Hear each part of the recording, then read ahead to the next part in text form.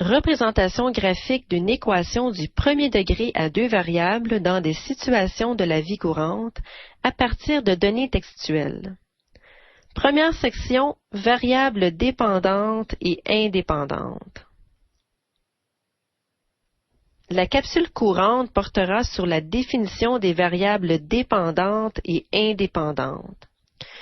Ceci nous sera utile lors du tracé du graphique représentant une situation de la vie courante, ce que nous verrons dans la capsule suivante, soit dans la deuxième section.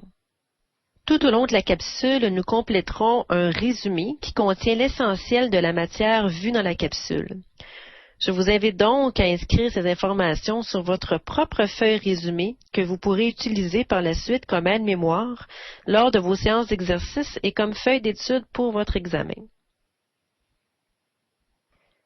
Section 1. Variables dépendantes et indépendantes. Premièrement, définissons le mot « relation » au sens mathématique. Bien, une relation, c'est tout simplement une association ou un lien entre deux variables. Et nous savons qu'une variable, c'est une quantité qui peut varier, donc qui peut prendre différentes valeurs. Par exemple, si on étudie la relation entre la puissance d'un climatiseur et son coût en électricité, eh bien, on aurait deux variables qui seraient la puissance du climatiseur en watts et son coût en dollars. Et il y a une relation entre ces deux variables puisque plus le climatiseur est puissant, bien plus il va coûter cher en électricité. Donc ici, la puissance du climatiseur a une influence sur le coût. Le coût est influencé par la puissance du climatiseur. Donc, ça dépend de la puissance du climatiseur. Donc, les deux variables sont liées entre elles. Si l'une change, l'autre va changer en conséquence. Si la puissance du climatiseur est diminuée, eh bien, le coût va également diminuer. Si l'une varie, l'autre varie. C'est ce qu'on appelle une relation entre deux variables. Il existe des situations où il n'y a pas d'association ou de lien entre deux variables. Par exemple, si on veut étudier le nombre de CD que possèdent les adolescents en fonction de la couleur de leurs cheveux, bien, on ne trouvera aucune relation entre ces deux variables-là. Donc, il n'existe pas toujours de relation entre deux variables.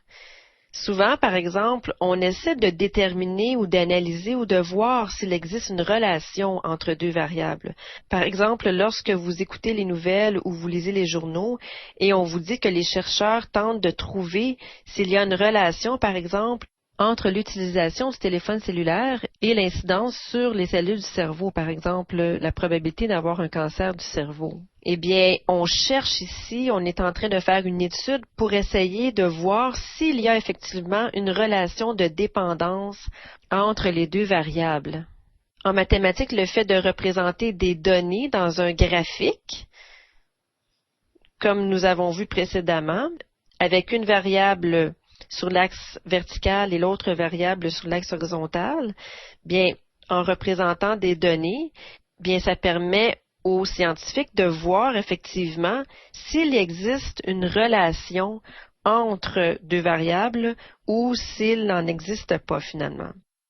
Donc, le fait de placer des données dans des plans ou dans des graphiques permet d'étudier des relations